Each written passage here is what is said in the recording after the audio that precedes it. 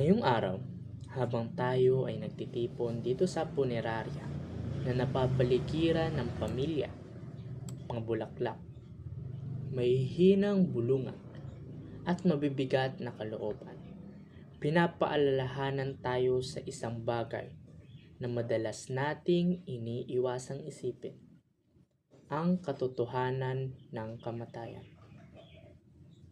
Puno ang mga upuan, may sindi ang mga kandila, subalit may isang uri ng kawalan na nararamdaman nating lahat. Totoo ang pighati, masakit ang mawalan, at walang salita ang ganap na makakaalis sa sakit na iyon. Ngunit sa mga sandaling tulad nito, hindi lamang tayo dapat tumingin sa kabaong na nasa harapan natin. Dapat nating pakinggan ang mga salita ni Kristo. Sa Juan 14, kinausap ni Jesus ang kanyang mga alagad sa gabi bago ang kanyang sariling kamatayan. Sila ay nabagabag, nalilito, natatakot, at sinabi niya sa kanila, "Huwag mabagabag ang inyong puso. Sumampalataya kayo sa Diyos. Sumampalataya rin kayo sa akin."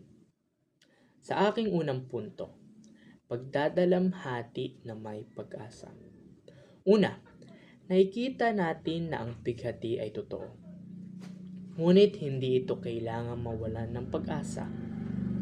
Hindi pinagalitan ni Jesus ang kanilang kalungkutan. Sa halip, inaliw niya ito.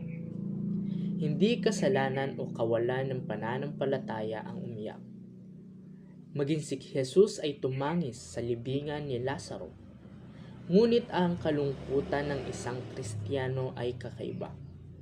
May dala itong pag-asa sa loob. Dito sa ating sariling komunidad, nakakita na tayo ng mga pamilyang nagtitipon ng ganito. Pumapatak ang mga luha. Nagbabahagi ng mga alaala. Nababasag ang tinig sa panalangin. Ang sakit ay totoo. Ngunit kasabay ng mga luha, naroon din ang pananampalataya. Naroon ang may hinang bulong na nagsasabing, ang Diyos ay nananatiling mabuti. Iyan ang pagkakaibang dulot ni Kristo. Sa aking pangalawang punto, isang inihandang tahanang walang hanggan.